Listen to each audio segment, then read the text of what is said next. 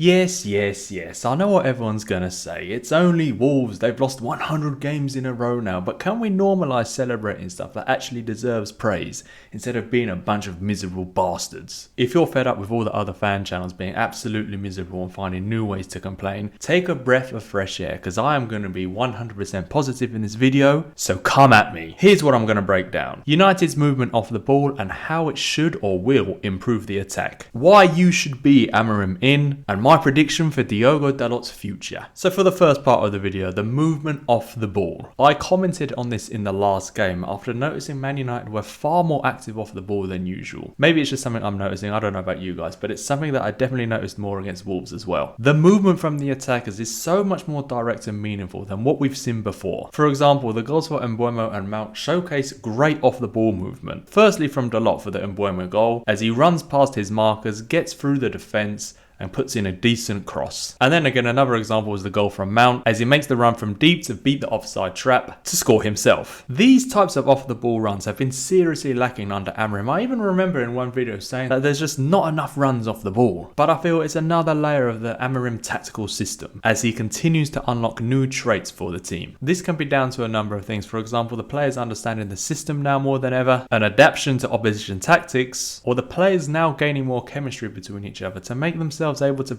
flow more freely. Whatever it is, it has been really good to watch the past couple games. So what are the main benefits that we will see from this? Well, Manchester United are notoriously terrible at breaking teams down. If a team ever sets up defensively or in the low block, which Man United have struggled with so badly recently, Man United aren't going to score. End of. But now with more movement occurring off the ball, we should see way more chances created as the attackers create more space for each other. It's basic football tactics. Football 101. Make a run to pull a defender out of his position to create space in the area where you ran from. It's one of the first things that you learn when you start playing youth football, but to be fair, Manchester United have really lacked this recently. We're now seeing goals scored directly from off the ball movement, so hopefully this is something that Manchester United fans can continue to look forward to in the future. This leads me nicely onto the next part of the video and why you should be Amorim in. Yes, I know it's going to be hugely controversial. My Angus is peppered for the comments. But you see, there's a lot of people, a lot of fans that believe Amorim is a one-trick pony who can only play one way. I believe this mostly stems from people looking at his starting formation, seeing it's the same, but deciding that the team is going to play the same as a result. However, as previously stated in this video, we are seeing new layers of the Amorim tactical system implemented week by week, and more keep on coming as we continue through the season and throughout his time in charge. Literally just off the top of my head, just whilst filming this, I can think of like many different things that Amorim has implemented during his time in charge. For example, we've seen various defensive shapes from the 5-2-3 to now 4-4-2 has been implemented more often. He's implemented long ball tactics, for example, really successfully against Liverpool, and now more recently in the past 5 or 6 games or so, we've seen much shorter passing work. He's used fluid attackers without a traditional number 9, or maybe it's been forced on him because Sesko's injured, but he's still done it even when Sesko was available.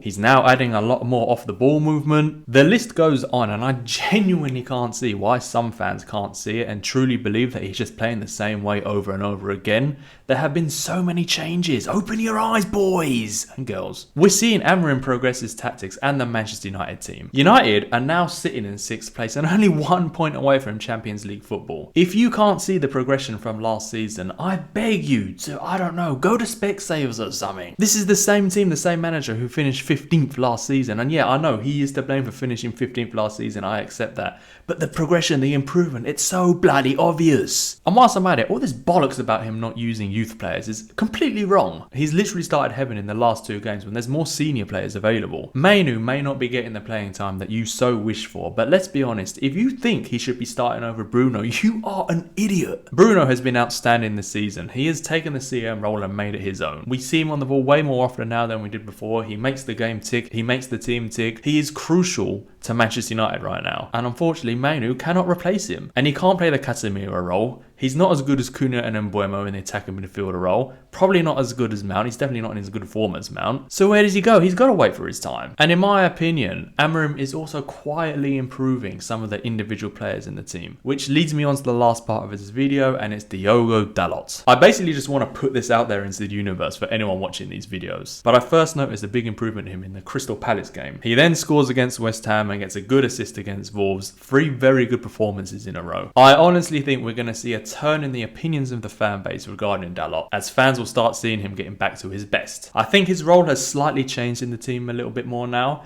He's playing left wing back more often, so he can come inside a little bit more and influence the play there. And does anyone remember that season under Ten Hag where Dalot won the Players' Player of the Season? He came central a lot of times that season, and I think we're seeing similar things happen now. He is a player with a load of good attributes for the game, and I'm just putting it out there. I predict he is going to be a good performer again, and people are going to start noticing that he is one of the most consistent players again. Basically, I just want to be seen as the first person to say this. So if it does happen, if Dalot does turn around the fan base and everyone starts saying that Dalot is in really good form and he's a really good player, you know where you heard it first. Give me my credit. Anyway, that pretty much wraps up this video. It's a pretty short one. If you have anything to say, anything you agree with, anything you disagree with, which I'm sure there will be lots of disagreements, let me know in the comments. And if you enjoyed the video, please give it a like and consider subscribing, as it would really help the channel. Cheers.